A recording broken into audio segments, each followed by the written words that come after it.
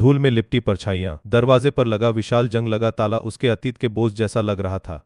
चाबी घूमते ही एक कर्कश ध्वनि के साथ वह खुल गया, जैसे कोई पुरानी आत्मा नींद से जागी हो। भीतर एक अजीबोगरीब खामोशी पसरी थी, इतनी गहरी कि दीवारों पर टंगी मकड़ियों के जाले भी चीखते हुए लग रहे थे। अंदर कदम रखते ही हवा का एक सर्द झोंका आया, जिससे उसके रोंगटे खड़े हो गए। कमरों में घना अंधेरा था और एक अजीब सी दुर्गंधत पुरानी किताबों, बंद हवा और शायद किसी अनकही कहानी कीट उसके नथुनों में भर गई। हर कोने में यादें धूल की मोटी चादर ओढ़े बैठी थीं। सामने एक बड़ा सा आंगन था, जहां कभी होली दिवाली की रौनक हुआ करती थी।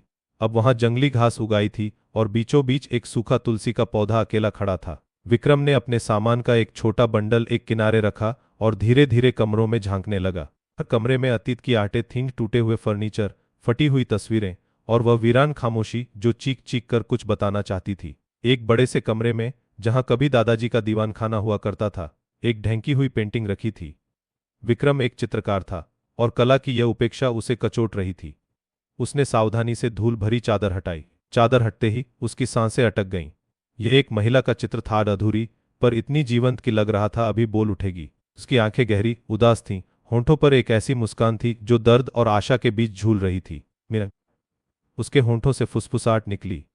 यह नाम उसने बचपन में दादी से सुना था, एक नाम जो रहस्य और चेतावनी दोनों का प्रतीक था। कहा जाता था कि मीरा ने इसी हवेली में आत्महत्या की थी और उसकी आत्मा अब भी भटकती है।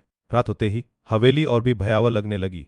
चारों ओर सन्नाटा इतना गहरा था कि अपनी धड़कनें भी सुनाई दे रही थीं।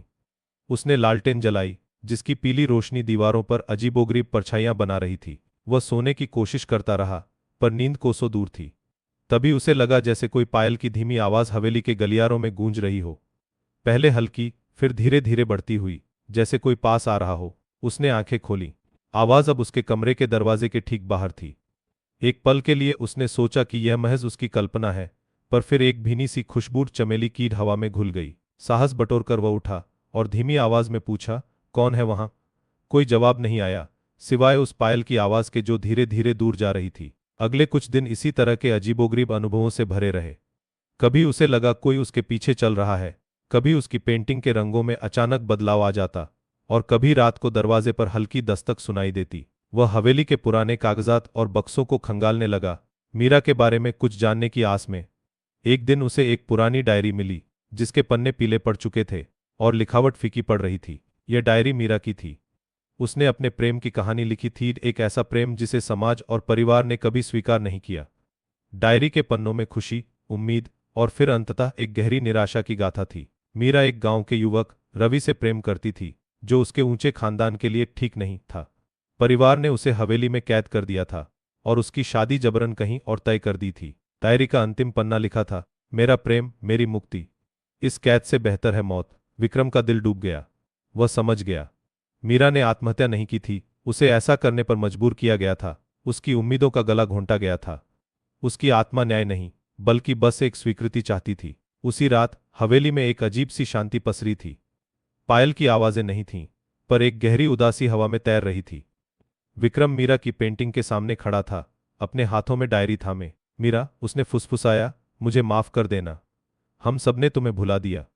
उसने धीरे से डायरी पेंटिंग के पास रख दी। तुम्हारे प्रेम का सम्मान होगा, तुम्हारी कहानी को भुलाया नहीं जाएगा। अचानक पेंटिंग में बनी मीरा की आंखों में एक चमक सी आई, होंठों पर उदासी की जगह एक हल्की, कृतज्ञ मुस्कान तैर गई। कमरे में चमेली की खुशबू और भी तेज हो गई और फिर धीरे धीरे कम होती चली गई। सुबह हुई तो हवेली की हवा कुछ बदली हुई थी। सन्नाटा तो था, पर अब उसमें उदासी नहीं, एक शांति थी। दीवारों से, पुरानी लकड़ी से और हर धूल भरे कोने से अब मीरा की पीड़ा नहीं, बल्कि उसके प्रेम की स्मृति गूंज रही थी। विक्रम ने तय किया कि वह इस हवेली को बेचेगा नहीं, वह इसे फिर से संवारेगा, यहां एक आर्ट स्टूडियो बनाएगा। मीरा की पेंटिंग को उसने एक केंद्रीय स्थान दिया।